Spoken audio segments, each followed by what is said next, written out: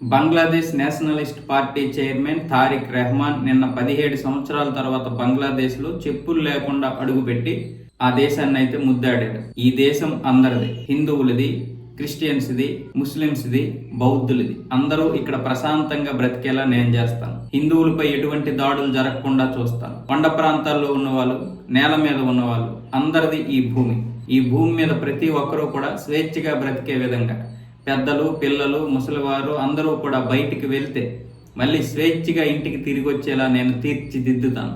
అందరూ కూడా నాకు సహకరించండి అన్న విధంగా అంటే ప్రజల్లో ఆశ కల్పించే విధంగా మాట్లాడిన ఒక ఫక్తు రాజకీయ నాయకుడు మాట్లాడిన విధంగానే మాట్లాడాడు. అలాగే ఆసుపత్రిలో ఉన్నటువంటి వాళ్ళ అమ్మగారిని కూడా పరామర్శించాడు. ఆ సభలో మాట్లాడిన తర్వాత నా దగ్గర ఒక మంచి ప్లాన్ ఉంది, ఈ దేశాన్ని ముందుకు తీసుకువెళ్ళడానికి బృహత్తరమైనటువంటి ఒక పెద్ద ప్రణాళిక ఉంది.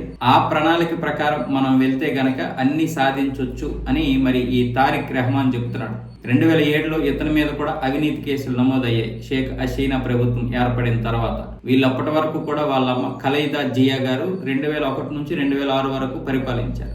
ఆ సమయంలోనే ఇతడు అవినీతి చేశాడని ఇతని మీద కేసులు నమోదయ్యాయి. జైలు శిక్ష కూడా అనుభవించాడు. 2008లో బెయిల్ వచ్చిన తర్వాత లండన్ వెళ్ళిపోయాడు. లండన్ లోనే ఉంటున్నాడు. అలాగని అక్కడేమో దాక్కోవడమేం కాదు, అనారోగ్య సమస్యలు అని చెప్పి అక్కడ ఉండిపోయాడు.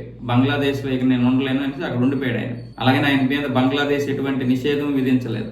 కాకపోతే షేక్ హసీనా ఉన్నంత వరకు అక్కడ రాజకీయాల్లో ఎవరికి ప్రాధాన్యత లేకుండా పోయింది. ఆవిడ పరిపాలన చూసి ప్రజలందరూ కూడా ఆవిడకి ఓట్లేశారు. మరి ఇప్పుడు మళ్ళీ 2024లో ఆవిడ బయటకు వచ్చేయడం, ఇప్పుడు అక్కడ రాజకీయ సంక్షోభం, ఈయన మళ్ళీ రావడం, ఇవన్నీ కూడా ఇప్పుడు చాలా పెద్ద సంచలనాలకి నాంది అయింది. కాబట్టి బంగ్లాదేశ్ రాజకీయాలు రేపు ఎలా ఉంటాయో చూడాలి. మధ్యలో ఆదియే హసీనాని బయటికి ఇచ్చేసాడు, చంపాలని కూడా చూశాడు, ఆయన ప్రధాని అవ్వాలని చూశాడు. కానీ చివరికి హత్యకు గురైపోయాడు. ఇప్పుడేమొచ్చేసి ఆ అదృష్టం తారిక్ రెహమాన్కి వచ్చే అవకాశాలు కూడా ఉన్నాయి. మరి ఇంకెవరో కూడా తారిక్ రెహమాన్ని ఢీ కొట్టే అక్కడ నాయకుడు అయితే లేడు, పార్టీ కూడా లేదు. మహమ్మద్ యూనస్ పార్టీకి అంత సీను లేదు, మహమ్మద్ యూనస్ కి అంత ధైర్యము లేదు.